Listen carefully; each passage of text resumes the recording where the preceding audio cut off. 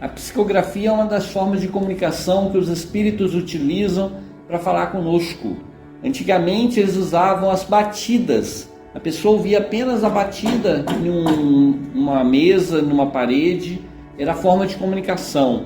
Era uma pancada para sim, duas para não. Era o ditado do alfabeto através do número de letras, era o número de pancadas, era o número de letras. E assim as pessoas evoluíam, porque aprendiam com os espíritos. Um jeito mais fácil de fazer essa comunicação foi através da psicografia, psicomente grafia escrita, na qual os espíritos influenciam a escrita da pessoa que é médium, para que ela escreva a palavra dos espíritos. Através da psicografia, Francisco Cândido Xavier escreveu inúmeros livros. Entre esses livros nós temos o livro Nosso Lar. Capítulo 11, Notícias do Plano. Quando ele fala notícias do plano, ele está se referindo ao plano espiritual, no plano na qual eles estão. Então eles estavam naquele plano espiritual. Nós estamos no plano dos encarnados. Ele não está falando do plano dos encarnados, e sim dos espíritos na qual ele está ligado naquele momento. A instituição é eminentemente rigorosa no que concerne à ordem e à hierarquia. A cidade de Nosso Lar, ela só evoluiu porque ela é baseada em duas premissas. Assim como os nossos militares, eles trabalham com a ordem e com a hierarquia, ou seja, hierarquia e disciplina. O que é a hierarquia? O que é maior, quem diz, quem comanda os inferiores, os menores. Então o maior comanda os menores. E a ordem, a disciplina, ela é cumprida. Se tem hora para entrar, todo mundo vai entrar, iniciar a jornada naquele horário. Se tem hora para sair, todo mundo sai naquele horário. E cada um sabe a sua função. E os chefes, os encarregados, sabem o que cada um tem que fazer. E assim cada um cumpre o que é para ele ordenado dentro daquela hierarquia. No mundo espiritual existe um pouco mais de liberdade. Porém, os espíritos que estão lá já têm tanto amor que eles têm consciência que os que comandam a eles têm essa autoridade porque eles conquistaram o posto através do mérito, através do trabalho. Então eles respeitam os que têm autoridade porque sabem que os que têm autoridade trabalharam para isso, têm o merecimento para mandar. Na terra, se a pessoa é filho de rei, já é príncipe. E quando o pai morre, já vira rei. Então aqui na terra existe uma distorção. Não é o merecimento que faz com que uma pessoa seja chefe. O filho de chefe se transforma em chefe. O dono da loja se transforma em dono da loja. No mundo espiritual, na cidade de Nosso Lar, nos mundos superiores, não é concedido autoridade a ninguém que não tenha o merecimento. Quem é que tem o merecimento? Quem fez por onde? Quem estudou mais, quem trabalhou mais, quem se dedicou mais. É isso que faz com que uma pessoa cresça no mundo espiritual. Não é porque é filho do patrão, não é porque tem amigo fulano cicrano que vai conquistar no mundo espiritual uma posição maior. O estágio no mundo espiritual ele é muito bom. A gente consegue aprofundar conhecimentos, teorizar, crescer espiritualmente. Porém, todos que lá estão e na cidade do Nosso Lar, a grande maioria vai reencarnar, porque é renascendo que a gente tem a oportunidade de testar o nosso conhecimento, de botar em prática tudo aquilo que a gente aprendeu no mundo espiritual. No mundo espiritual tudo é fácil, tudo é bom, porque nós estamos junto de amigos, espíritos do nosso nível. Ao reencarnar, nós estamos longe dos nossos amigos espirituais. E aqui existe uma predominância de espíritos encarnados que são ignorantes, que são desequilibrados. Então, botar em prática as nossas vontades, botar em prática as lições que tivemos lá no mundo espiritual, é difícil para um espírito que reencarnou. Tanto é que a maioria passa 20 anos, 30 anos, 40 anos se preparando para realmente revelar o que ele veio fazer aqui no mundo. Você me fala que viu a figura de um anjo. No mundo espiritual, o espírito escolhe a aparência que ele quer. Se ele tem um pouquinho de discernimento, se ele tiver um pouquinho de consciência, ele pode ficar bonito ou feio, branco ou negro, com asa ou sem asa. Ele pode aparentar como anjo. Ele precisa de asas para voar? Os espíritos geralmente não precisam de asas, porque eles se deslocam na força do pensamento. Eles só vão precisar de asas em locais trevosos, de difícil locomoção, aí ele pode assumir uma aparência de anjo para se deslocar. Mas na grande maioria das vezes, o espírito tem tanta liberdade que ele consegue se desaparecer de um local e aparecer no outro, ou se transportar tão rápido que ele não precisa de asas. Eu não sei se dizer se esse é um espírito bom ou mau, porque ele não falou nada para você. Ele não ensinou nada para você, não fez nada para você. Ele simplesmente mostrou a aparência dele. Só que a aparência é como se fosse uma fantasia. Eu posso me vestir de herói ou de bandido, de cavaleiro medieval ou de sábio como professor. Então é só uma fantasia. Então não sei dizer se é um espírito bom ou ruim, se é um anjo do bem ou um anjo do mal.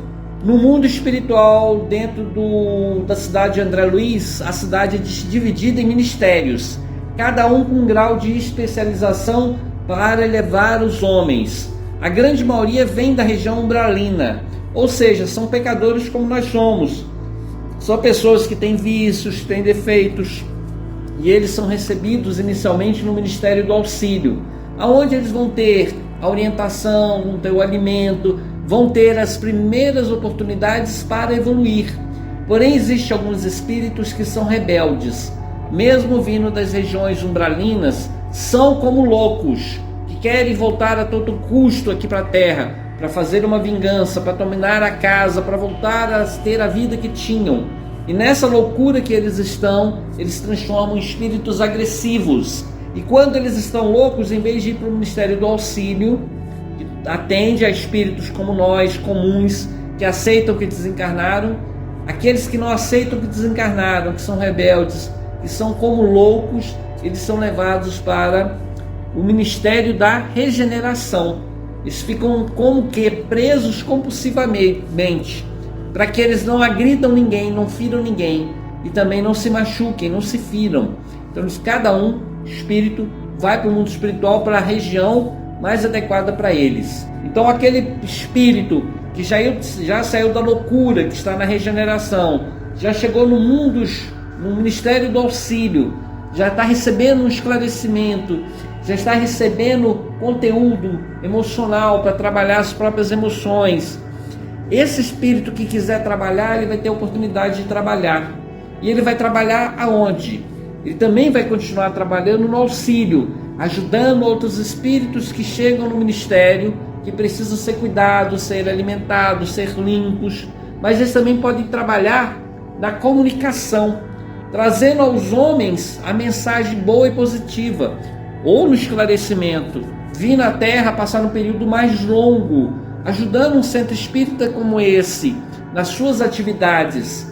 Então, à medida que o espírito vai evoluindo, ele vai adquirindo a capacidade de trabalho. Primeiro ele vem como enfermo, até como louco, e depois ele se transforma em um trabalhador da cidade de nosso lar.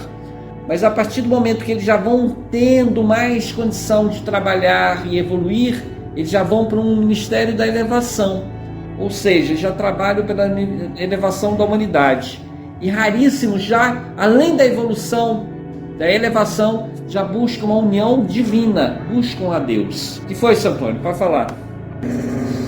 A alma é o espírito encarnado. Nós estamos aqui no corpo físico. Nós somos alma. No dia que a gente morrer, nós deixaremos de ser alma e nos tornaremos espírito. Então o espírito é um espírito sem um corpo físico. Ele é um espírito livre, e a alma é um espírito preso no corpo físico. No mundo espiritual, nas cidades evoluídas, a pessoa vai trabalhar 8 horas por dia. Se a pessoa quiser, ela pode fazer hora extra, não é obrigado.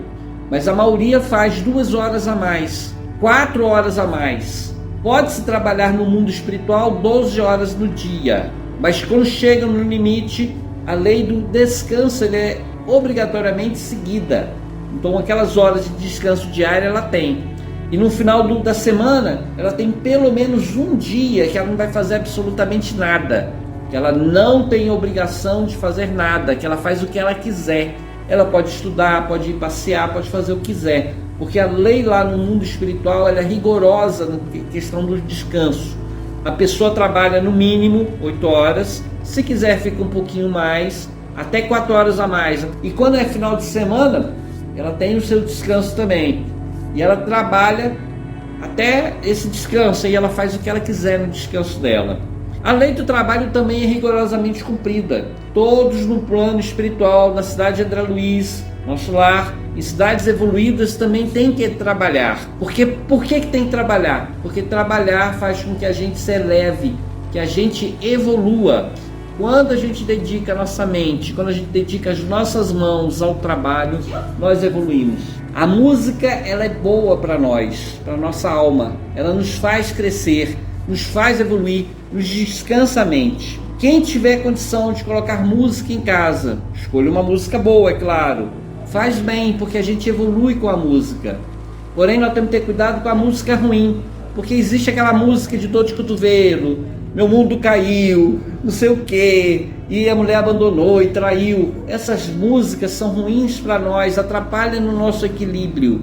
Então nós temos de ser seletivos, nós temos de buscar músicas alegres, felizes, para lavar louça, para ajeitar a casa, para trabalhar, porque a música eleva a nossa alma, nos deixa mais sensíveis ao mundo espiritual, nos auxilia até mesmo no trabalho. Então a música é bom, só que a música que edifica, não a música que deprime.